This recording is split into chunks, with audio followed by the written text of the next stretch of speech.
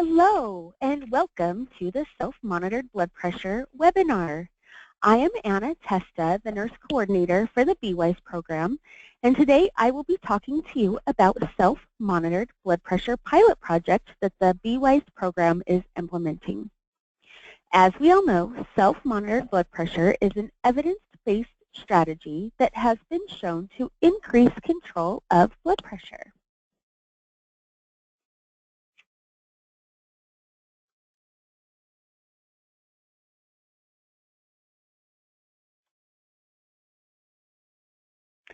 The objectives of this webinar are to discuss hypertension, describe the benefits of self-monitored blood pressure monitoring, or SMBP, discuss the BEWISE self-monitored blood pressure pilot project, identify patients who meet eligibility requirements for inclusion in the SMBP pilot, discuss the home blood pressure monitoring consent form and how to properly complete the consent form, describe steps to create a referral in the database, properly document client education in the database, and how to demonstrate proper use of the home blood pressure monitor. So first, let's review what hypertension is, the classification of hypertension, and the burden that hypertension puts on the body. Hypertension occurs as the interior diameter of the blood vessels become constricted and the heart must pump harder to force the blood through the arteries. Imagine a garden hose that is kinked. The water must be pushed through at a much higher pressure to be able to come out of the hose. There are 4 categories for the classification of blood pressure. There is normal blood pressure, which is a systolic blood pressure less than 120, and a diastolic blood pressure that is less than 80. Prehypertension is a systolic blood pressure between 120 and 139, or a diastolic blood pressure that is between 80 and 89. Stage 1 hypertension is a systolic blood pressure between 140 and 159, or a diastolic blood pressure between 90 and 99. And stage 2 hypertension is a systolic blood pressure equal to or greater than 160, or a diastolic blood pressure equal to or greater than 100.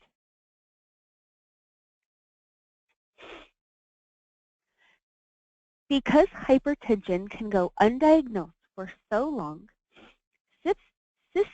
symptoms do not usually appear until the body is damaged from chronic high blood pressure. So what are the complications of persistent hypertension? There are changes in the brain that can lead to stroke or aneurysm, which is a bulge that forms in an artery wall that can rupture or block nearby blood flow, or cognitive changes such as memory loss or poor focus. Blood sugar levels can increase. In the eye, ruptured blood vessels can cause vision changes or blindness. Heart attacks or heart failure can happen. There may also be peripheral artery disease, which affects blood flow to the legs. Aneurysms can also occur within the peripheral vascular system, and a narrowing of the vessels in the kidneys, which can lead to kidney failure. Self-monitored blood pressure technically refers to the regular measurement of a person's own blood pressure. SMBP more broadly refers to the regular use of a personal blood pressure measurement device that is used by the patient outside of a clinical setting. The Agency for Healthcare Research and Quality, or AHRQ, found strong evidence that SMBP plus additional support was more effective than usual care in lowering blood pressure among patients with hypertension. The AHRQ found that 3 sessions of additional support within 6 months was the minimum to impact health behavior. Let's look at a general outline of the BEWISE SMBP pilot project. We'll look closer at each component of the program.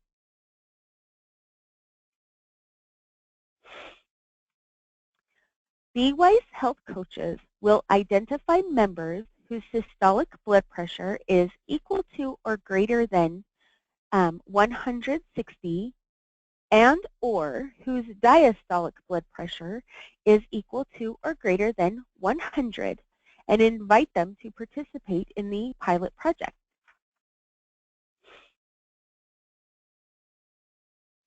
This is the self-monitored blood pressure agreement that needs to be filled out with the client. It is a 2-part carbon that you will have the client sign and date. Give the client the yellow or back copy and send the white copy with the consent form to be added to the patient's chart in the UCCP database. It is important that you put the phone number of the provider that you are referring the client to on the form, as the patient will need to call them if their blood pressure is too high or too low. In Salt Lake County, please put the phone number of the screening clinic on the phone. You can see the phone number will go right here. The patient will sign down here, and the health coach who has enrolled the patient in the project will sign here.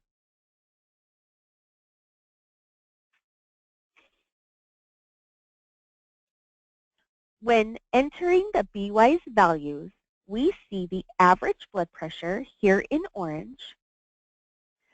Here, this client's average blood pressure is 167/108. So this patient is eligible for the SMBP project. Of course, eligibility is determined if the systolic blood pressure is equal to or greater than 160, or the diastolic is equal to or greater than 100. To create a referral in the database, you click New Referral and select SMBP from the drop-down list.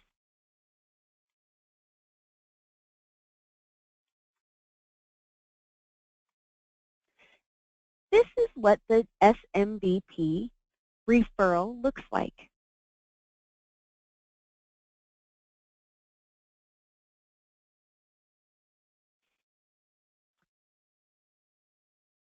Charting for inclusion in the SMBP program should read something like this.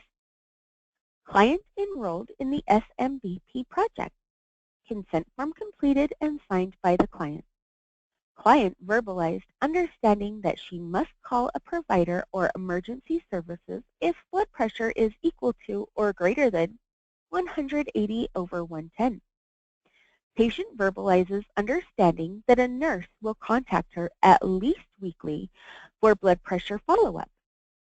Blood pressure monitor given and client educated on the proper use of machine. Client demonstrates proper use of blood pressure machine with return demonstration. Client states the best time to contact her is on Mondays after 2:30 p.m. Client has follow-up appointment with Dr. Pepper at the clinic on 11/28/16. And then, of course, you'll sign or initial your charting. In this case, ACT RN 11/18/2016.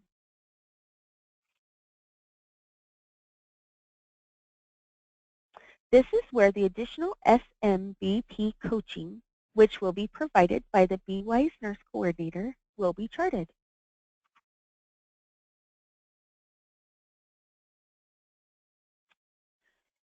Local health department coaches need to provide the clients with items that will increase adherence to the pilot, increase medication adherence, and that will increase the client's satisfaction with the project.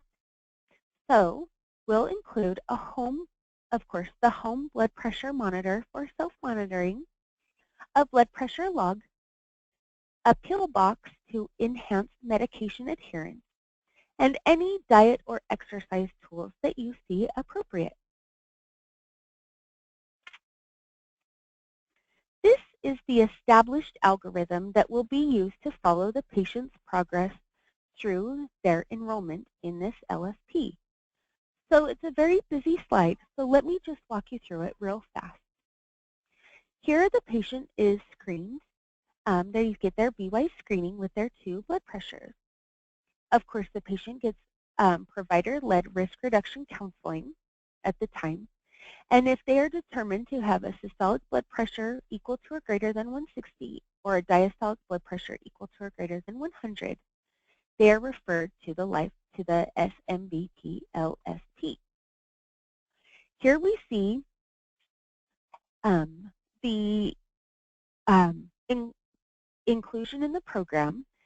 So we'll have the talk to them about the program, sign the waiver or agreement, teach them to use the blood pressure monitor, give them the tracker, any DASH diet information or exercise information, and of course, if they smoke, a referral to the tobacco cessation hotline.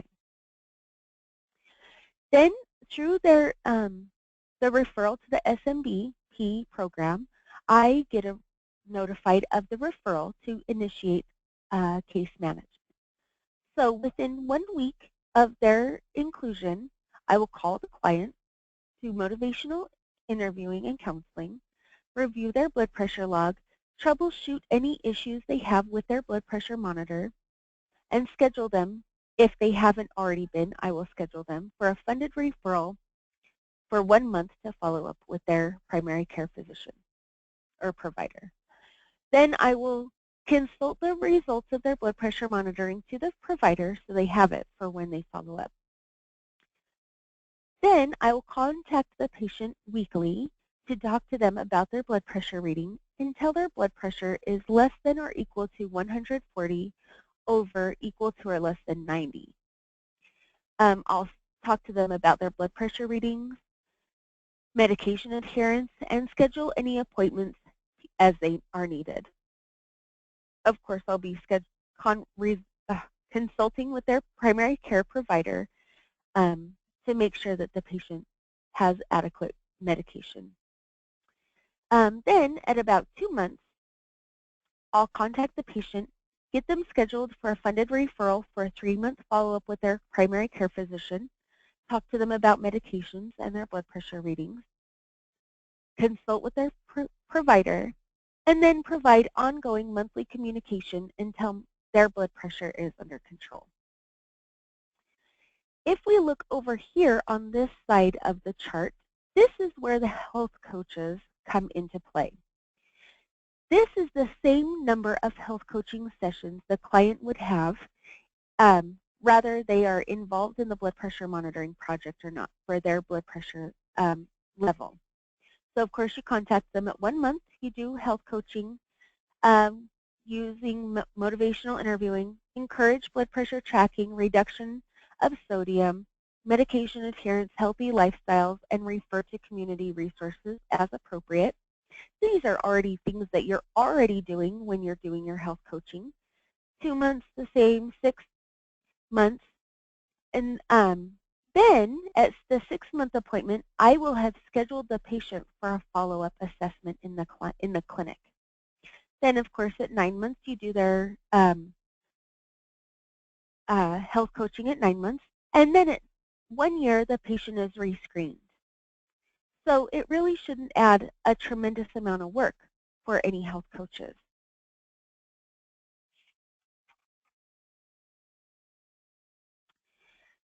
Let's look at the feedback loop that will drive the client toward an optimal outcome.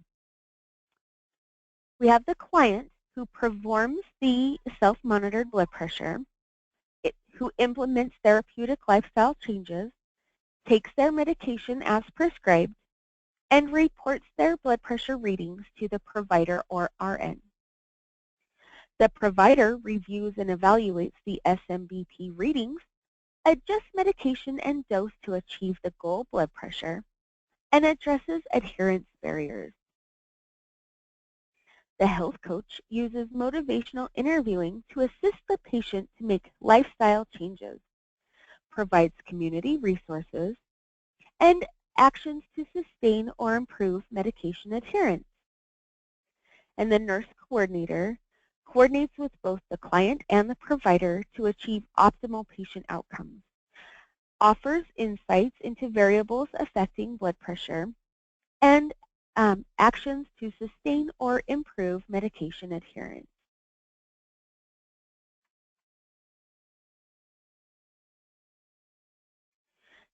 The blood pressure cuff selected for the SMBP of BEWISE patients is the Omron model BP785N. Let's discuss how to set up and use the monitor.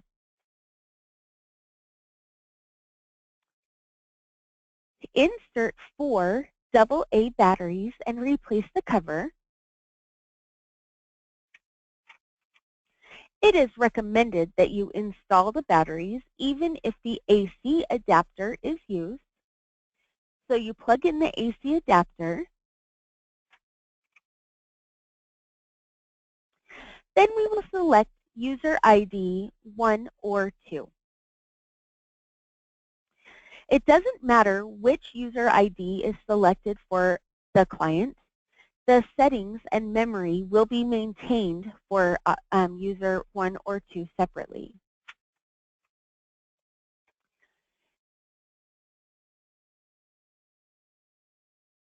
Then we'll want to change the TRUREAD interval to 60 seconds. This means that the monitor will inflate, take a measurement, and deflate 3 times, separated by a short interval in between each measurement. The TRUREAD mode is set to off by default. However, once the TRUREAD is selected, it becomes the default. So it only will need to be done one time. When using the device, you insert the air plug into the air jack securely, and then apply the arm cuff to the left upper arm. Do not place the arm cuff over thick clothes, and be sure to secure snugly closed with the fabric fastener. So for 1 minute, let's talk about using the left arm for blood pressure monitoring. Certainly, if the patient has had a mastectomy on the left, or they have had a stroke that affects the left side, we will not use the left arm for blood pressure monitoring.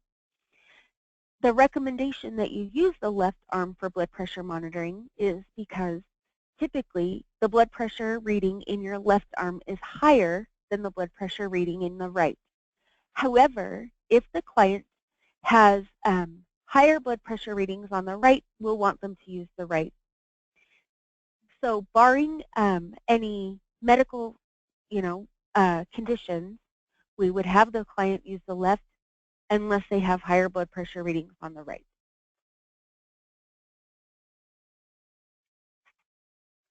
The arm cuff so you select your user ID 1 or 2 and press the start button. The arm cuff will inflate automatically and take the 3 measurements in a row with a 1 minute rest in between each measurement. You will not need to press the start button again.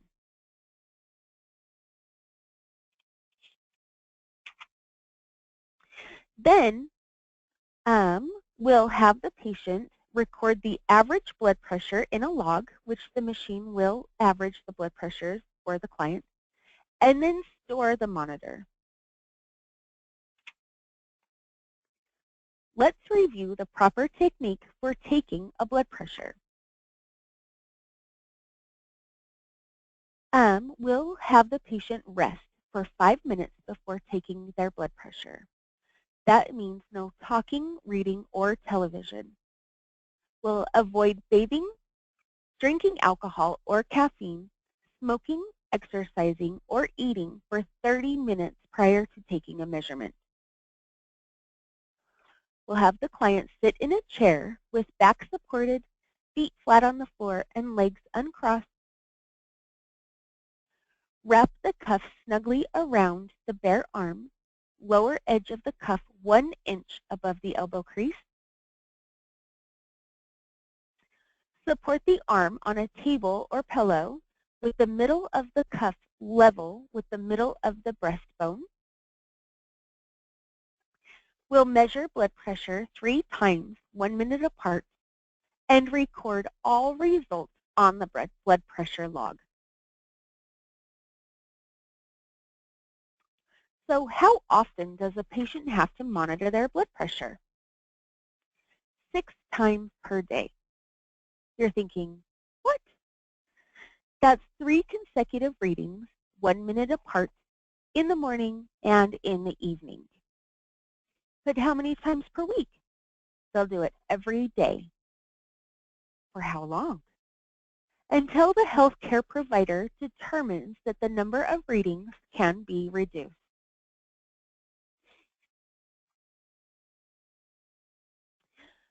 So let's recap and review the outline of the BEWISE SMBP pilot project. We will include patients with a systolic blood pressure equal to or greater than 160 or a diastolic blood pressure equal to or greater than 100. The patient will be enrolled in the SMBP Health Coaching Lifestyle Program with a referral. The client will sign the BEWISE Home Blood Pressure Monitoring Agreement. The patient will receive a blood pressure monitor and education on the proper use of the monitor, a blood pressure tracker, a pill box, and any related incentives. The monitor and incentives will be provided by the local health department and health coaches. Additional health coaching will be provided by the BEWISE Clinical Service Coordinator.